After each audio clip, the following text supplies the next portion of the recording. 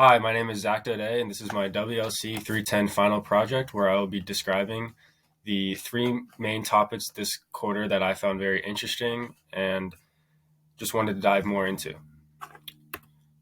The first concept that I'd like to talk about is the spectacle and the common Italian ideology, painful laughter. The spectacle contributes to the perceived elevated status of Italians not only within the country, but outside of it. Italians are known for their class, elegance, and style, among many other things, and image is a very important part of their life. They play a big part in decisions from what your clothing, where you live, how you act, and even the cleanliness of your garden. The origins of the spectacle contribute back to Italians' struggle with nature. Italians are bored of the natural world and therefore try to elevate their experience through beautiful things such as power, wealth, and clothing.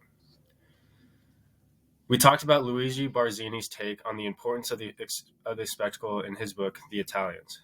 Barzini referred to the spectacle as a way of elevating one's class, even if they don't have the means of doing so. Barzini is suggesting that in Italy, appearance and the visual element play a significant role in the daily life and cultural expression, as a way of acknowledging the influence of visual aesthetics, art, and the celebration of beauty in Italian culture. Another major theme was the concept of painful laughter, as you can see on the right. Painful laughter is an Italian humor that depicts the harsh realities of living in Italy over its long history. It is deeply rooted in Italian culture, reflecting a unique blend of humor, irony, and sarcasm.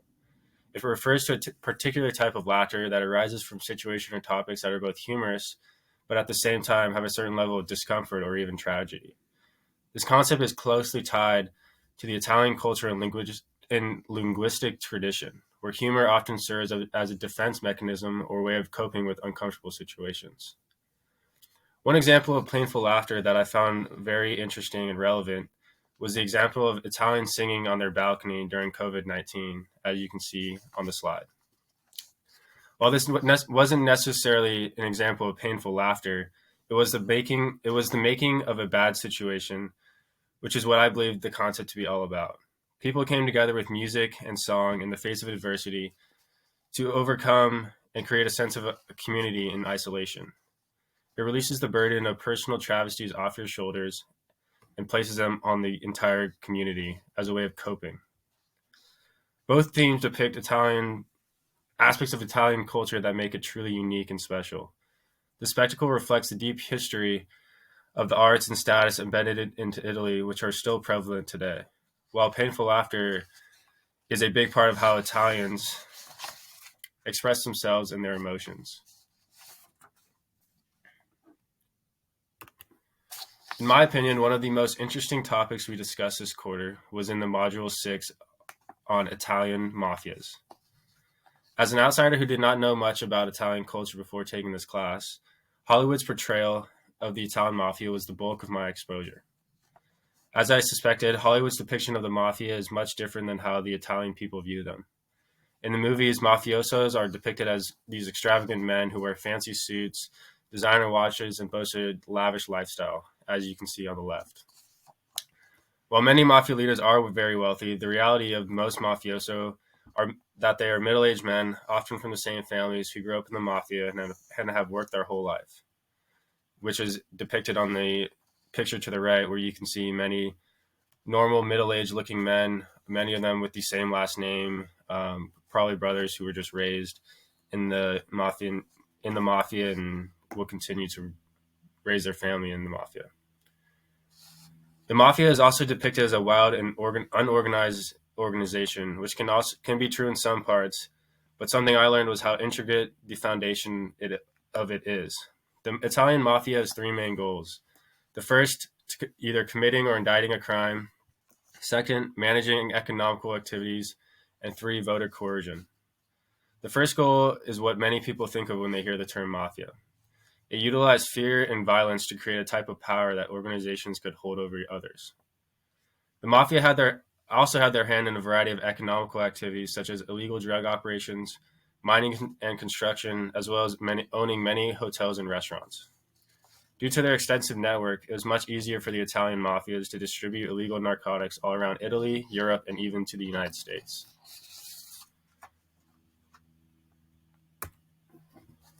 A very interesting example of a situation of a mafia situation in the real world was an example of a mafia-owned gas station that was able to outbid its competitors within the same corner intersection.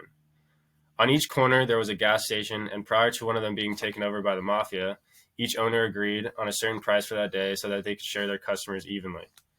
However, as soon as one of the mafias took over a gas station in the intersection, they were no longer agreed to this mutual investment and lowered their price by 5 cents a gallon. For a while, the other three owners of the gas station tried to compete with the mafia owned by lowering their prices as well. However, at a certain point, they no longer could without facing bankruptcy.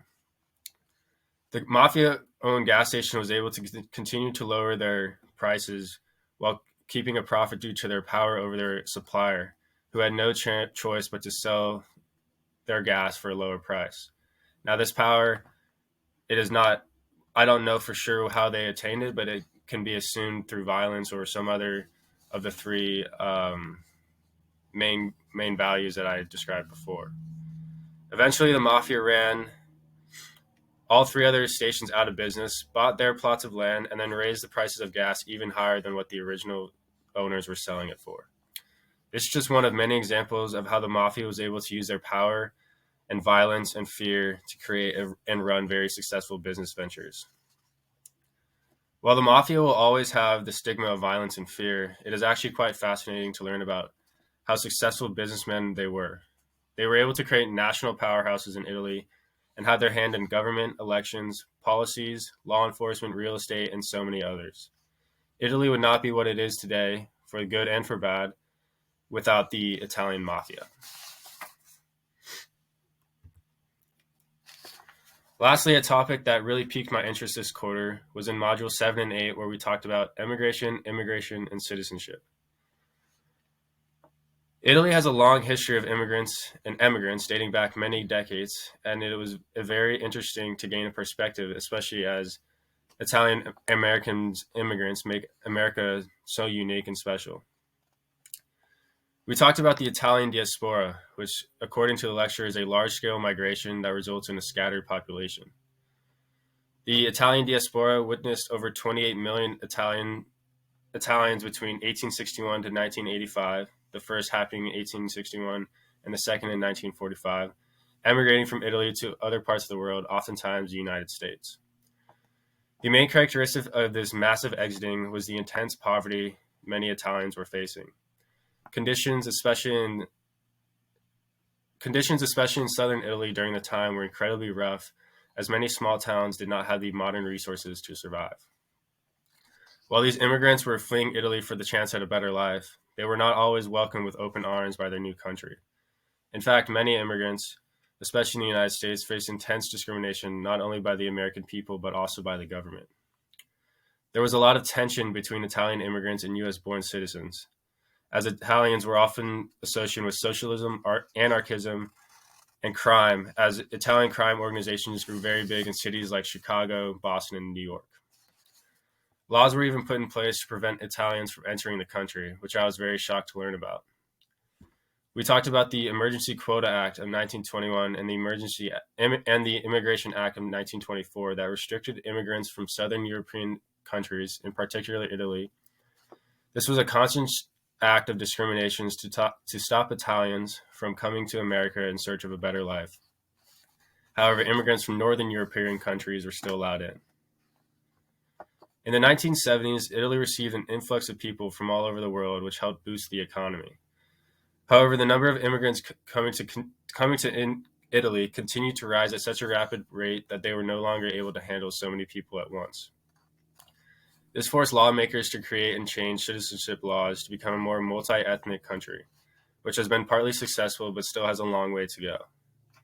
In recent times, immigrants have flocked to Italy for a variety of reasons, such as asylum seeking, due to conflicts around the world, economic opportunities, and family reunification, as seen in the two pictures at the bottom of the page of immigrants coming from boat and traveling long distances to seek asylum.